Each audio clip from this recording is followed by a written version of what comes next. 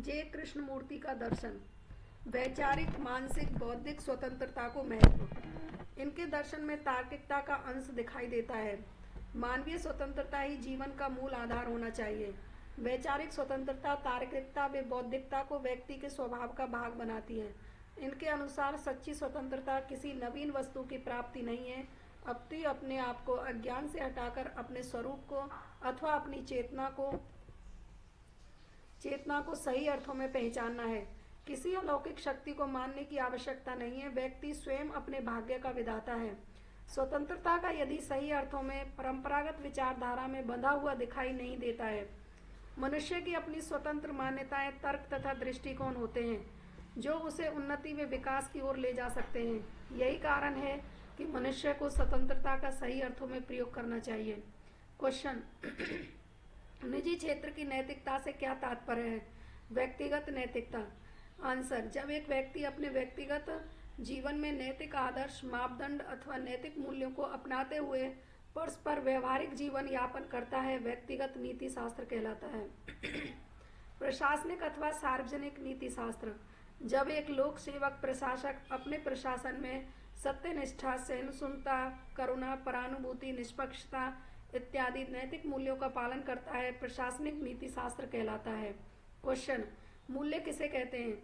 Answer, समाज के वे अमूर्त प्रत्यय अथवा आदर्श जिनका संबंध मानवीय प्रयोजन, उद्देश्य अथवा लक्ष्य से होता है मूल्य कहलाते हैं। समाज के वे आदर्श अथवा मापदंड जिनका संबंध सामाजिक उत्थान, कल्याण इत्यादि से होता है, मूल्य कहलाते हैं। क्वेश्चन, स्वतः मूल्य व परत मूल्य में अंतर बताइए। मूल्य, स्वतः मूल्य और परत मूल्य। स्वतः मूल्य साध्य मूल्य होते हैं। वे मूल्य जो अपने आप में पूर्ण निरपेक्ष, साध्य अथवा लक्ष्य रूप रहते हैं, स्वतः मूल्य कहलाते हैं। परत, इन्हें सामाजिक अथवा आर्थिक मूल्य भी कहा जाता है, जो लक्ष्य प्राप्ति में सहायक रूप होते हैं अथवा मानवीय इच्छाओं के अनुसार परिवर्तनशील होते हैं, साधन मूल्य कहलाते हैं। स्वतः मूल्य ये सार्वभौमिक होते हैं, यथा सत्य, शिवम, सुंदरम अथवा अहिंसा, प्रेम, उदारता आदि। और परत मूल्य यथा वे भौतिक संसाधन, रोटी, कपड़ा, मकान इत्यादि। अर्बन नामक दार्शनिक ने किसी भी मूल्य को साधन मूल्य के रूप में स्वीकार नहीं किया। उसके अनुसार सभी मूल्य साध्य रूप ही होते हैं। प्रश्न, मूल्यों के विभिन्न भेद बताइए। उत्तर, शारीरिक मूल्य, सामाजिक मूल्य, आर्थिक मूल्य, नैतिक मूल्य, मानवीय मूल्य, पारिवारिक मूल्य, शैक्षणिक मूल्य। क्वेश्चन, मानवीय मूल्यों से क्या तात्पर्य है? वे अमूर्त प्रत्यय अथवा विचार जिनका संबंध सामाजिक उत्थान व कल्याण से होता है, इनका संबंध आंतरिक पक्ष से है। मानवीय मूल्य नैतिक मूल्यों की समाज में वह अभिव्यक्ति है जिन्हें अपनाकर समाज उन्नति व विकास की ओर अग्रसर हो सकता है, यथा दया, ममता, करुणा, ईमानदारी, सहिष्णुता, प्रेम इत्यादि। क्वेश्चन, मूल्यों की सामान्य विशेषताएं। आंसर, मूल्य सार्वभौमिक होते हैं। मूल्यों में परिवर्तनशीलता अथवा विचलन दिखाई देता है। मूल्यों का संबंध व्यक्ति के भावात्मक पक्ष से होता है। मूल्य समाज का दर्पण है। समाज की परंपरा, रीति रिवाज इत्यादि की अभिव्यक्ति मूल्यों के द्वारा ही होती है। मूल्यों का संबंध व्यक्ति की इच्छा पूर्ति अथवा प्रयोजन से होता है। क्वेश्चन, मूल्यों के विकास में प्रमुख रूप से कौन सी संस्थाओं का योगदान दिखाई देता है? आंसर, पारिवारिक, सामाजिक तथा शैक्षणिक संस्थाएं मूल्यों के विकास में अपना आधार प्रदान करती हैं। क्वेश्चन, पारिवारिक मूल्य। आंसर, जातक कथाएं, लघु कथाएं, चलचित्र, नीतिपरक उपदेश, महापुरुषों की जीवनियां, परिवार का अनुशासन, मीडिया अथवा अनुकरण की प्रवृत्ति बालक में नैतिक मूल्यों की स्थापना में सहायक सिद्ध हो सकते हैं। क्वेश्चन, सामाजिक मूल्य। आंसर, समर्पण, सामाजिक समरसता, परस्पर भाईचारा व सौहार्द, ईमानदारी इत्यादि की स्थापना में समाजीकरण, मीडिया, सिविल सोसाइटी इत्यादि को आधार बनाकर सामाजिक मूल्यों की वृद्धि की जा सकती है। क्वेश्चन, शैक्षणिक मूल्य। आंसर, प्रेम, अनुशासन, उदारता, त्याग, समर्पण, आंतरिक शुद्धता, सत्यनिष्ठा इत्यादि गुणों का विकास शैक्षणिक संस्थाओं को आधार बनाकर भी किया जा सकता है। राष्ट्रीय पर्व, राष्ट्रीय उत्सव, खेलकूद की गतिविधियां, नाट्य रूप, चलचित्र, मीडिया, समाचार पत्र, लघु कथाएं ये सभी कहीं न कहीं मूल्य विकास में अपना योगदान प्रदान करती हैं। क्वेश्चन इंपोर्टेंट, लोक सेवक प्रशासक के आधारभूत मूल्यों के नाम।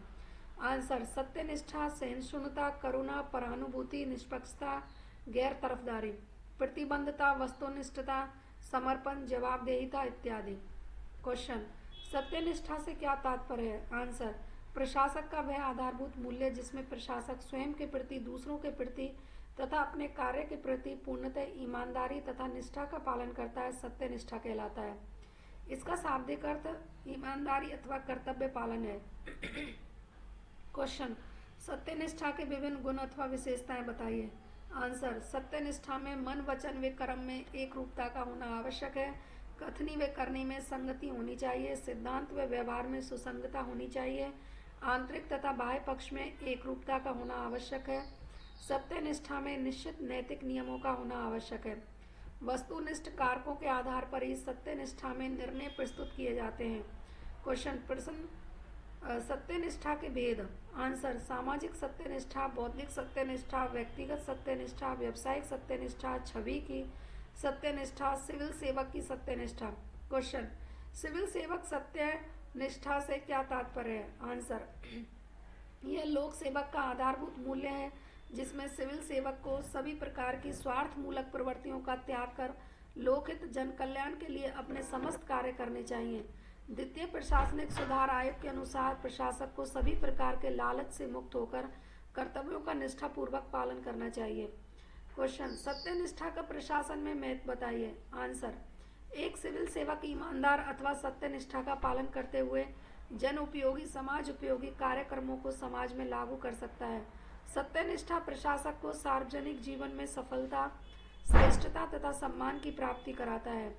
गुण भेदभाव रहित मूल्यों की स्थापना में सहायक सिद्ध होता है। परिणाम स्वरूप प्रशासक की छवि लोगों में आदर्श पुरुष रूप में दिखाई देती है। सत्यनिष्ठा प्रशासक में आत्मविश्वास है जिससे प्रशासक पूर्ण उत्साह व प्रतिबद्धता के साथ अपना कार्य कर सकता है। सहिष्णुता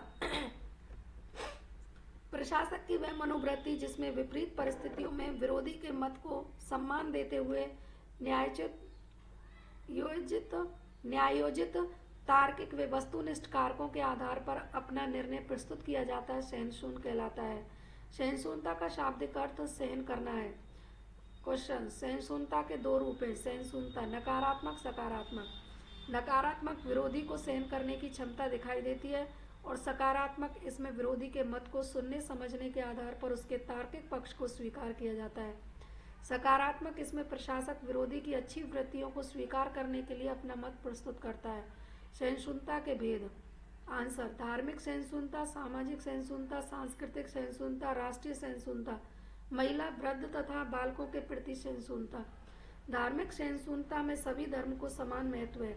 सामाजिक, दूसरे समान के रहन सहन, खान पान आदि का विरोध नहीं कर उसे सम्मान देना। राष्ट्रीय उदारतावाद को अपनाते हुए दूसरे राष्ट्र को महत्व देना। क्वेश्चन, सहिष्णुता का महत्व प्रशासन में।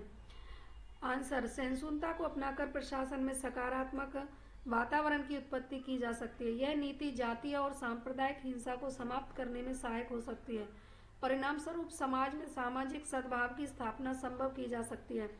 सहिष्णुता का भाव सामाजिक न्याय को महत्व देता है जिसमें महिलाओं को समाज में समुचित सम्मान व आदर की प्राप्ति हो सकती है। क्वेश्चन, करुणा प्रशासक की वह मनोवृत्ति जिसमें प्रशासक पीड़ित व्यक्ति की पीड़ा को न केवल सुनता है अपितु उसे दूर करने का प्रयास करता है, करुणा कहलाता है। क्वेश्चन, दया तथा करुणा के मध्य अंतर। आंसर, दया तथा करुणा एक ही प्रकार के मनोभाव हैं। दोनों का संबंध व्यक्ति के आंतरिक पक्ष से माना गया है, किंतु दया का भाव विशिष्ट व्यक्ति अथवा प्राणी के प्रति उत्पन्न होता है, जबकि करुणा का भाव विशिष्ट के साथ साथ सामान्य के प्रति उत्पन्न होता है। एग्जाम्पल, विकलांग दया है और बौद्धिस्तव करुणा है। दया एक तात्कालिक अनुभूति है जबकि करुणा में स्थायित्व का भाव दिखाई देता है। करुणा दया की अपेक्षा अधिक व्यापक है। दया करुणा में निहित माना जा सकता है किंतु करुणा को दया नहीं माना जा सकता। क्वेश्चन, करुणा की थकान क्या है? आंसर, जब कोई व्यक्ति एक ही प्रकार की मनोवृत्ति को लंबे समय तक आत्मसात किए रहता है और उसके प्रति एक वैराग्य तटस्थता का भाव उत्पन्न होने लगता है, करुणा की थकान कहलाता है। नर्स द्वारा एक ही प्रकार के मरीजों का सामना करते करते उसमें यह मनोभाव दिखाई देने लगता है। क्वेश्चन, करुणा का प्रशासन में महत्व। करुणा के कारण। प्रशासक पर्यावरण संरक्षण, वन्यजीव संरक्षण को महत्व प्रदान करता है। करुणा भाव सामाजिक समरसता व उदारता को महत्व देता है। करुणा के कारण ही सामाजिक न्याय संभव माना जा सकता है। कमजोर अथवा अशक्त वर्ग के प्रति यह भाव उनके अधिकारों की प्राप्ति कराने में सहायक हो सकता है। परानुभूति। Question answer. प्रशासक की वह मनोवृत्ति जिसमें प्रशासक पीड़ित व्यक्ति की पीड़ा को सुनता है, समझता है तथा उसे आत्मसात कर लेता है अथवा पीड़ित व्यक्ति की मन स्थिति को उसी स्तर पर महसूस करने का प्रयास करता है, परानुभूति समानुभूति कहलाती है। इसे कमजोर वर्ग के प्रति संवेदनशीलता का भाव भी कहते हैं। इसमें अपने पराये का भेद समाप्त हो जाता है। परानुभूति के भेद। परानुभूति को प्रमुख रूप से दो भागों में विभाजित किया जा सकता है, परानुभूति चिंता और परानुभूति तनाव। परानुभूति चिंता पीड़ित व्यक्ति की पीड़ा को महसूस करता है, उसके प्रति उसकी भावनाएं उत्तेजित हो जाती हैं और वह सोचने लगता है कि पीड़ित व्यक्ति की पीड़ा में सुधार हो। परानुभूति तनाव, इसमें तीव्रता का स्तर और अधिक बढ़ जाता है। इसमें पीड़ित व्यक्ति प्रति तनाव अधिक हो जाता है। यदि व्यक्ति पीड़ित की पीड़ा को दूर करने में समर्थ हो जाता है तो उसे दूर करने की कोशिश करता है। दूसरी तरफ इसमें सामान्य जीवन व्यतीत करना मुश्किल हो जाता है और यह प्रशासन में नकारात्मक प्रभाव छोड़ता है। क्वेश्चन सहानुभूति व परानुभूति में अंतर। सहानुभूति और परानुभूति एक ही सिक्के के दो पहलू माने गए हैं, किंतु सहानुभूति में संज्ञानात्मक पक्ष की प्रधानता पाई जाती है, जबकि परानुभूति में संज्ञानात्मक के साथ साथ भावात्मक पक्ष की प्रबलता पाई जाती है। क्वेश्चन निष्पक्षता तटस्थता। आंसर। न्याय की वह मांग जिसमें प्रशासक सभी प्रकार के पूर्वाग्रह, मान्यताएं, अंधविश्वास, रूढ़ियों का त्याग करके नियोजित व तार्किक कारणों के आधार पर अपना निर्णय प्रस्तुत करता है, निष्पक्षता कहलाता है। इसमें अपने पसंद के व्यक्ति को बिना वजह लाभ हानि पहुंचाना चाहिए, जिससे देश है बिना वजह उसे हानि नहीं पहुंचानी चाहिए। प्रशासक को सभी प्रकार के पक्षपात से रहित रहना चाहिए। जो सही अर्थों में जिसका पात्र है उसे उसके अधिकारों की प्राप्ति करानी चाहिए। निष्पक्षता से प्रशासक अपनी पहचान सत्यनिष्ठ व कर्तव्यनिष्ठ प्रशासक के रूप में स्थापित कर सकता है।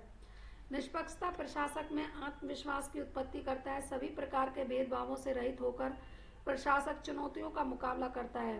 क्वेश्चन गैर तरफदारी असंलग्नता।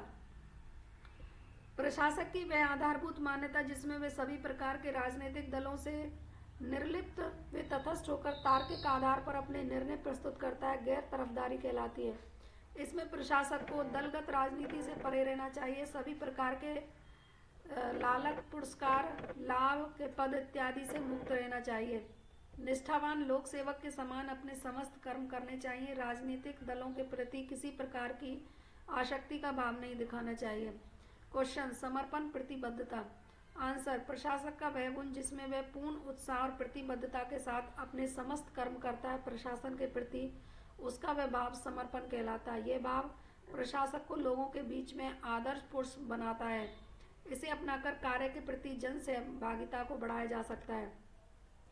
कार्य के प्रति प्रतिबद्धता प्रशासक में संवेगात्मक बुद्धि का विकास करता है, जिससे उसके कार्यों में और सहकर्मी के कार्यों में समुचित तालमेल दिखाई देता है। इसके अलावा वस्तुनिष्ठता, जवाबदेहिता, नेतृत्व क्षमता तथा मानवीय मूल्यों के रूप में दया, ममता आदि का भाव प्रशासक के आचरण में होना चाहिए। क्वेश्चन नोलन समिति के 7 मापदंड। आंसर। भ्रष्टाचार से मुक्ति के लिए इंग्लैंड में गठित समिति 1997 में नोलन समिति कहलाती है। इसके 7 मापदंड हैं। सत्यनिष्ठा, ईमानदारी, वस्तुनिष्ठता, निस्वार्थता, निष्पक्षता, तटस्थता, जवाबदेहिता, नेतृत्व क्षमता। क्वेश्चन निजी क्षेत्र के नीति शास्त्र के 7 नियम बताइए। आंसर। निष्ठा का नियम, सुधार का नियम, आत्म सुधार का नियम, कृतज्ञता का नियम, उपकार का नियम, न्याय का नियम, दूसरों को हानि न पहुंचाने का नियम। क्वेश्चन क्या जो व्यक्ति व्यक्तिगत अथवा निजी क्षेत्र में नैतिक प्राणी होता है वह सार्वजनिक जीवन में भी उसी प्रकार का होगा। आंसर।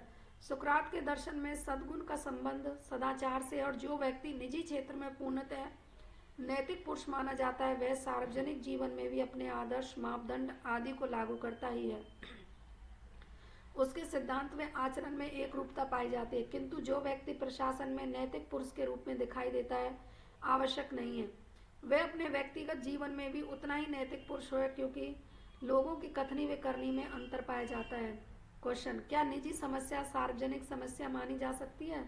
आंसर, साधारण रूप में निजी समस्या का संबंध व्यक्तिगत निर्णयों से होता है, किंतु जब कोई समस्या पद को प्रभावित करती है तो उससे संबंधित लोगों को प्रभावित करती है, तब वह निजी समस्या न रहकर सार्वजनिक चर्चा का विषय बनती है, अथवा उसे अनुशासनात्मक कार्यवाही का भी आधार बना सकते हैं।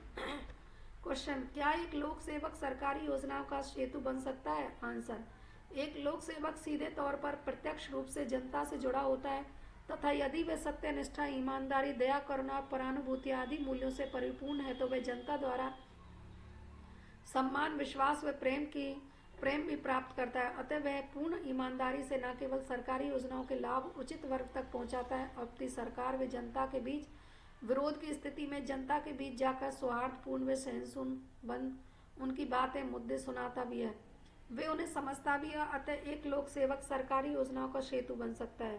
राजनीतिक अभिवृत्ति, प्रशासक के सार्वजनिक जीवन से संबंधित वे पक्ष जिनका संबंध शासन के स्वरूप, क्रियाकलाप, ममांतर शासन प्रणाली तथा उसके प्रति सकारात्मक अथवा नकारात्मक दृष्टिकोण से होता है, राजनीतिक अभिवृत्ति है।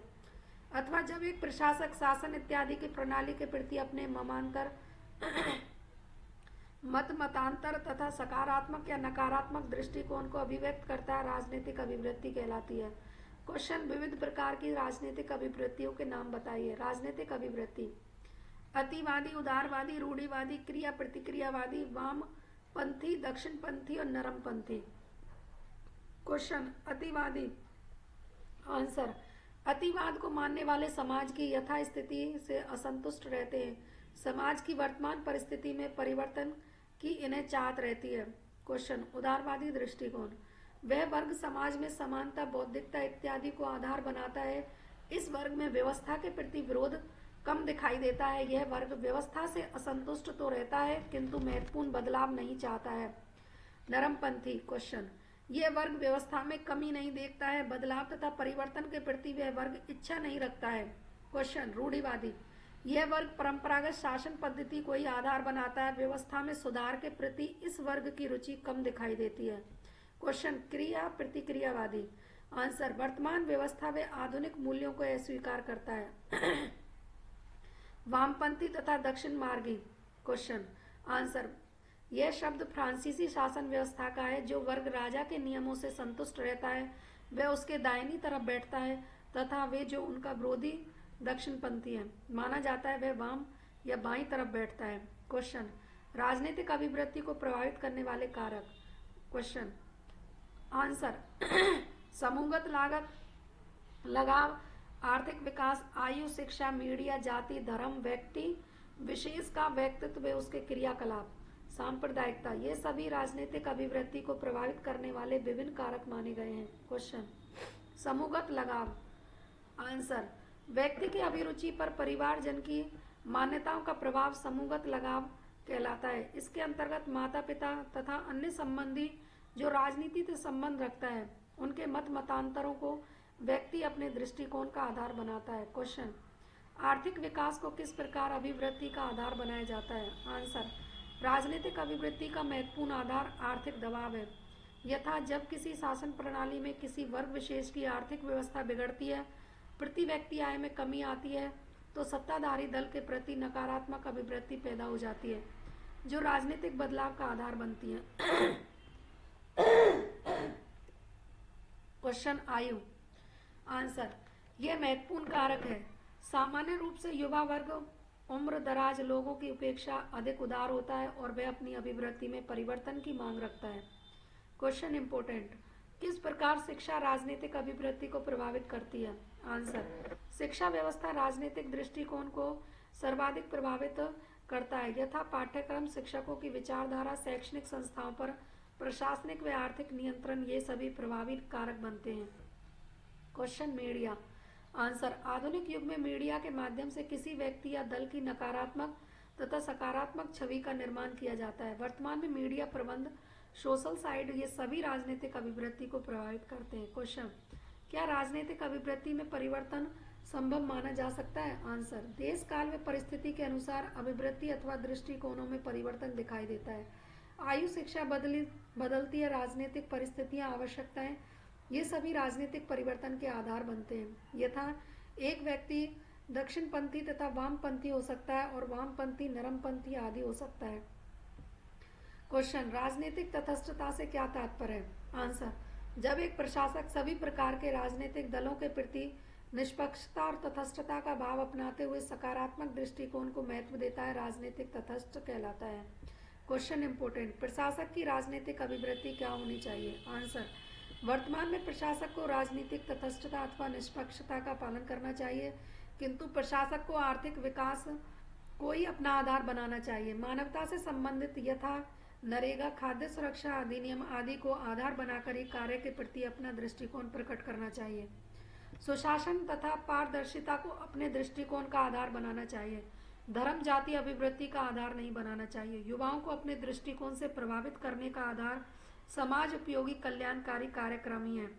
आर्थिक विकास, सुशासन की मांग, पारदर्शिता, जन सहभागिता, सामाजिक न्याय, सामाजिक समानता अथवा समरसता राजनीतिक अभिवृत्ति के मूल आधार होने चाहिए।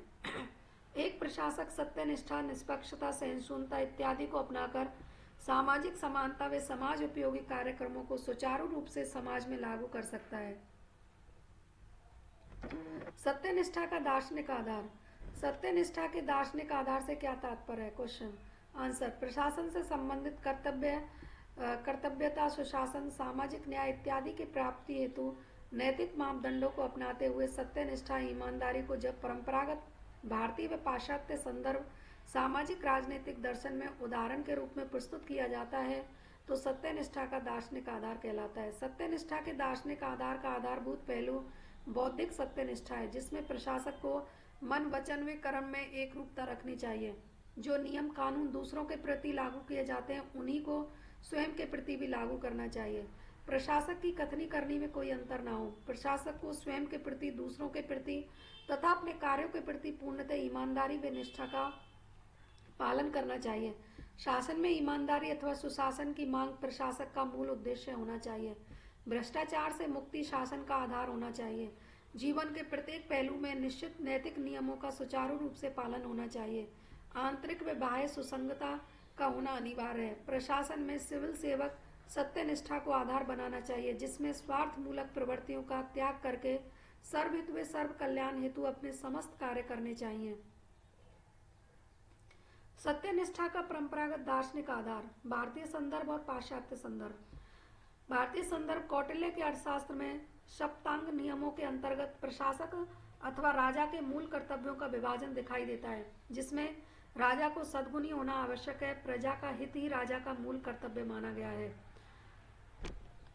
और राजा को सभी प्रकार व्यसन, बुराइयां आदि से मुक्त रहना चाहिए। राजा को समय समय पर प्रजा के सामने उपस्थित होना चाहिए, नहीं तो वह या तो प्रजा का कोप भाजन बन जाता है अथवा शत्रुओं का शिकार हो जाता है।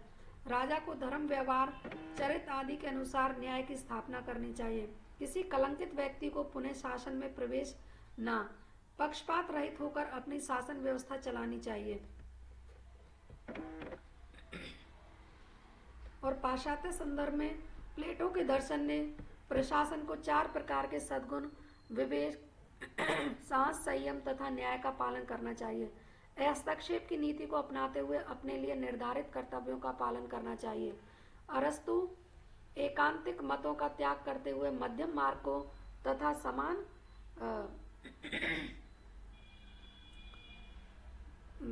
वित्तीय आत्मा प्रणाली को शासन का आधार मानते हैं।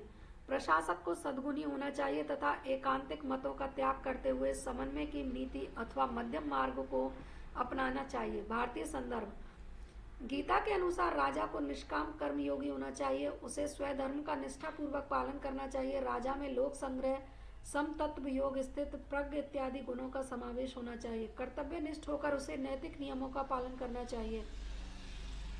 और पाश्चात्य संदर्भ में बेंथम मिलन न्याय का आधार उपयोगितावाद को मानते हैं, जिसमें वे अधिकतम व्यक्तियों के अधिकतम हित को महत्व देते हैं। बेंथन के शब्दों में प्रत्येक का स्थान केवल एक का स्थान है, इससे अधिक नहीं है। और एग्जाम्पल, सभी व्यक्तियों को उन्नति व विकास के समान अवसर प्राप्त होने चाहिए। मिल के शब्दों में व्यक्तित्व का सम्मान ही न्याय है। जो व्यवहार आप दूसरों के द्वारा अपने प्रति चाहते हो वही व्यवहार अपने पड़ोसी से कीजिए। और भारतीय दर्शन में आईने अकबरी में बादशाह को नूरे इलाही की उपाधि प्रदान की गई, अर्थात खुदा से निकली रोशनी, जिसमें माना गया है कि राजा को प्रजाजनों के प्रति माता पिता सा व्यवहार करना चाहिए। राजा को विशाल हृदय का होना चाहिए। प्रजा की रक्षा हेतु उसे स्वयं आगे उपस्थित हो जाना चाहिए। और पाश्चात्य दर्शन में सभी व्यक्तियों को उन्नति व विकास के समान अवसर प्राप्त होने चाहिए। मिल के शब्दों में व्यक्तित्व का सम्मान ही न्याय है। जो व्यवहार आप दूसरों के द्वारा अपने प्रति चाहते हो, वही व्यवहार अपने पड़ोसी से कीजिए। पाश्चात्य में कांट के शब्दों में कर्तव्य पालन ही प्रशासक का मूल आधार है। कर्तव्य के लिए कर्तव्य प्रशासक को सभी प्रकार के परिणामों से रहित होकर निष्पक्ष व तटस्थ रूप में अपने कर्तव्यों का निष्ठापूर्वक पालन करना चाहिए। कांट शुभ संकल्प को जीवन का मूल आधार मानते हैं। बौद्ध और भारतीय दर्शन में बौद्ध नीति शास्त्र में बोधिसत्व की अवधारणा, जिसमें प्रशासक करुणा व न्याय करुणा से भरकर अपने समस्त कर्म जन कल्याण हेतु करता है। और पाश्चात्य दर्शन में ब्रैडले के शब्दों में मेरा स्थान और उसके कर्तव्य न्याय की मांग है। प्रत्येक व्यक्ति को अपने कार्यों के अनुरूप कर्तव्यों का समुचित रूप से पालन करना चाहिए। और भारतीय दर्शन में गांधी जी के नैतिक दर्शन में प्रशासक का मूल आधार सत्य, अहिंसा तथा सर्वोदय का भाव है। न्यासधारिता को अपनाकर तथा साधना साध्य की पवित्रता को अपनाकर प्रशासक सत्य निष्ठा का परिचय दे सकता है। पाश्चात्य दर्शन में हिंगले के अनुसार व्यक्ति बनो, जीने के लिए मरो। समाज में रहकर व्यक्तिगत को पाशविक प्रवृत्तियों से त्याग करते हुए अपने बौद्धिक स्तर को महत्व देना चाहिए और उसी के अनुरूप निर्णय लेने चाहिए। सभी के व्यक्तित्व का समान रूप से सम्मान हो। लोक रॉल्स आदि स्वतंत्रतावादी दार्शनिक समानता मूल सिद्धांतों को स्वीकार करते हैं, जिसमें वे कर आदि का उत्तरदायित्व उच्च वर्ग हेतु स्वीकार करते हैं, उससे प्राप्त संपत्ति निम्न वर्ग को प्राप्त हो। क्वेश्चन, शासन में सुशासन की मांग या कर्तव्यनिष्ठ ईमानदार नौकरशाही को किस प्रकार विकसित किया जा सकता है? आंसर, समाज में स्वस्थ नौकरशाही को विकसित करने हेतु उस वर्ग विशेष में निम्न विशेषताओं को विकसित करना आवश्यक है। प्रशासन को ई प्रशासन बनाने की आवश्यकता है, जिसके प्रशासन में पारदर्शिता आ सके, समुचित कार्रवाई, समान आचार संहिता बने। प्रशासक को एक अच्छे श्रोता के रूप में आमजन के सामने प्रस्तुत होना चाहिए। प्रशिक्षण के स्तर पर ही नैतिकता, सत्यनिष्ठा तथा अभिरुचि का अभ्यास कराना चाहिए। सरकारी पदाधिकारियों को अपने कार्यकाल में रोजगार की सुरक्षा गारंटी प्रदत्त है। नौकरशाही में ऐसा वातावरण उत्पन्न किया जाना चाहिए जो व्यक्ति को आमजन से जोड़ सके, जिसे आधार बना न्यायपूर्ण पारदर्शी शासन को लागू किया जा सके। प्रशासन के प्रति लोगों में समर्पण का भाव जागृत करने हेतु विश्वास उत्पन्न किया जाना चाहिए। आमजन की इच्छा शक्ति को जागृत करने हेतु सामाजिक उत्तरदायित्व से संबंधित विचारों को प्रसारित किया जाना चाहिए। शक्तियों का विकेंद्रीकरण हो। प्रशासक तथा आमजन के मध्य समय समय पर समुचित संवाद का होना अनिवार्य है। परिणाम स्वरूप लोगों का विश्वास प्रशासन के प्रति बढ़ता है। वे सुशासन को जीवन का आधार बनाते हुए लोकपाल, आरटीआई अथवा अन्य सरकारी गैर सरकारी संगठनों के माध्यम से संगठित व व्यवस्थित शासन को समाज में लागू किया जा सकता है। संवेगात्मक बुद्धि तथा प्रशासन में उसका महत्व। क्वेश्चन, संवेगात्मक बुद्धि तथा भावात्मक समझ में आपका क्या तात्पर्य है? आंसर, बुद्धि का वह व्यापार जिसमें व्यक्ति स्वयं की भावनाओं को पहचानने समझने के साथ साथ दूसरे की भावनाओं को न केवल समझता है अपितु दूसरों के प्रति कार्य निष्पादन में सफलता की प्राप्ति करते हैं, भावात्मक बुद्धि का उदाहरण है। अथवा जब व्यक्ति स्वयं के साथ साथ दूसरों की भावनाओं को पहचानता है, समझता है और कार्य निष्पादन में समुचित समायोजन कर सफलता की प्राप्ति करता है, संवेगात्मक बुद्धि है। क्वेश्चन, आईक्यू के 5 स्तर। डेनियल गोलमैन ने अपनी रचना में भावात्मक बुद्धि के 5 स्तर बताए हैं। आत्म जागरूकता, आत्म प्रबंधन, आत्म प्रेरणा, सामाजिक जागरूकता को ही संवेगात्मक जागरूकता और संबंधों का प्रबंधन। आत्म जागरूकता, व्यक्ति स्वयं के संवेग में भावों को पहचानता है, समझता है और उन्हें अपने व्यक्तित्व में समायोजित करने का प्रयास करता है। आत्म प्रबंधन, सुख दुख, करुणा, द्वेष, गलानी, प्रेम, उदारता इत्यादि मानसिक संवेग हैं। अलग अलग विषयों के प्रति दृष्टि पाक करते हैं, उन सभी को अपने चरित्र, विचार आदि में उतारते हेतु उतारने हेतु व्यक्ति समायोजन वे एकाग्रता लाता है। यह विधि आत्म प्रबंधन के रूप में जानी जाती है। आत्म प्रेरणा व्यक्तित्व के भावों का समुचित समायोजन हो चुका होता है। व्यक्ति में आत्मविश्वास, मानसिक दृढ़ता आ जाती है। परिणाम स्वरूप वह स्वयं के विचारों के अभिप्रेरित हो व्यक्तित्व में पूर्णता लाने का प्रयास करता है। सामाजिक जागरूकता जब व्यक्ति स्वयं के साथ साथ दूसरों के भाव संवेगों को भी समझने का प्रयास करता है, उसके निर्णय दूसरों के प्रति सकारात्मक भावों को दर्शाते हैं, उसकी वह क्षमता सामाजिक जागरूकता के रूप में जानी जाती है। संबंधों का प्रबंधन यह सामाजिक विकास की अवस्था है जिसमें परस्पर वैचारिक आदान प्रदान, क्रिया प्रतिक्रिया, कार्य में समायोजन, सफलता प्राप्ति आदि लक्षण दिखाई देने लगते हैं। वे व्यक्ति त्याग, समर्पण, प्रतिबद्ध प्राणी रूप में दिखाई देने लगता है। क्वेश्चन, IQ के 4 प्रमुख लक्षण गुण विशेषता बताइए। आंसर, समाज में जब व्यक्ति में संवेगात्मक बुद्धि का विकास दिखाई देता है, परिणाम स्वरूप निम्न लक्षण दिखाई देने लगते हैं। इसमें व्यक्ति अपनी भावना और संवेगों को जानते हुए उसके प्रति संवेदनशील बना रहता है। दूसरों के संवेग, भाव आदि को पहचानते हुए अथवा दूसरे व्यक्तियों की भाषा, हाव भाव इत्यादि को जानते हुए दूसरों के प्रति संवेदनशील बना रहता है। इसमें व्यक्ति अपने ही संवेगों को अपने विचारों के साथ साथ संगत रखता है अथवा समायोजन करता है। परिणाम स्वरूप व्यक्ति समस्या को समायोजित समाधान कर पाता है तथा उसके निर्णय लेने की क्षमता का विकास हो जाता है। समाज में अपने विचार में संवेगों पर नियंत्रण रखता है जिससे संबंधों में शांति और मधुरता बनी रहती है। क्वेश्चन, IQ के विकास के परिणाम बताइए अथवा IQ के महत्व बताइए। प्रभाव जब समाज में व्यक्ति में IQ का विकास दिखाई देता है तब सही अर्थों में समाज के प्रति मानवीय मूल्य अभिव्यक्त दिखाई देती हैं, जिसमें व्यक्ति सामाजिक संबंधों में परस्पर समुचित समायोजन रखता है। परिणाम स्वरूप व्यक्ति चुनौतियों का सामना करने में पूर्णतः समर्थ हो जाता है। जिंदगी अर्थपूर्ण दिखाई देने लगती है। कार्य निष्पादन में गुणवत्ता आ जाती है। व्यक्ति आशावादी व सकारात्मक दृष्टिकोणों को स्वीकार करने लगता है। व्यक्ति में आत्मविश्वास व स्वयं निर्भरता आती है। समाज में उसका कार्यों के प्रति समुचित समायोजन दिखता है।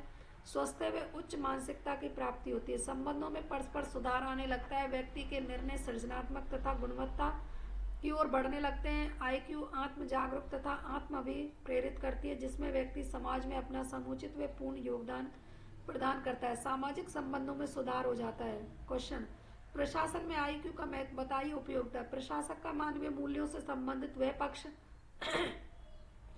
जिनमें संवेदनशीलता, परानुभूति, सहानुभूति इत्यादि गुणों की अभिव्यक्ति होती है, प्रशासन में संवेगात्मक बुद्धि का रूप कहलाता है। IQ के विकसित होने पर प्रशासक लोक सेवक आशावादी हो जाता है। परिणाम स्वरूप कुशल नेतृत्व क्षमता दिखाई देने लगती है। कुशल ग्राहक सेवा में सुधार, टीम वर्क में सुधार दिखाई देता है। प्रशासक संवेदनशील, सहनशील, परानुभूति से युक्त मानवीय मूल्यों का अभिप्रेरक बन जाता है। प्रशासक में परस्पर सहयोग, समायोजन, परस्पर व्यवस्था, अभिप्रेरणा और संवेदनशीलता दिखाई देने लगती है। कार्य के प्रति प्रशासक की सोच न केवल सकारात्मक होती है अपितु उसमें आशावाद का भी संचार होता है। कार्य निष्पादन में वृद्धि आती है। प्रशासक कार्य के प्रति न केवल सृजनात्मक रहता है अपितु कार्य कुशलता व गुणवत्ता दिखाई देने लगती है। उच्च मानसिक की प्राप्ति के कारण निर्णय क्षमता का विकास होता है। कार्यस्थल में परस्पर सहयोग, संगठन, संतुलन व व्यवस्था दिखाई देने लगती है। प्रशासक सही अर्थों में एक आदर्श पुरुष के रूप में जान सकता है। अतः संज्ञानात्मक बुद्धि के साथ साथ भावात्मक बुद्धि का उपयोग शासन के प्रति सत्यनिष्ठा, जवाबदेही व निष्पक्ष बनाने के साथ साथ प्रशासक को संवेदनशील भी बनाता है जिससे समस्या का समुचित रूप से समाधान संभव हो सकता है। परानुभूति, चिंता अथवा संवेदनशीलता प्रशासन में सकारात्मक प्रभाव छोड़ती है किंतु परानुभूति तनाव नकारात्मक प्रभाव छोड़ता है। भावात्मक समझ की अधिकता निर्णय क्षमता को प्रभावित करती है। यह प्रशासक में न केवल नकारात्मक सोच उत्पन्न करता है अपितु प्रशासन के साथ समुचित समायोजन में व्यवस्था स्थापित नहीं हो पाती। यही कारण है कि प्रशासक को एक व्यवस्था के तहत ही संवेगात्मक बुद्धि का प्रशासन में उपयोग करना चाहिए। तनाव प्रबंधन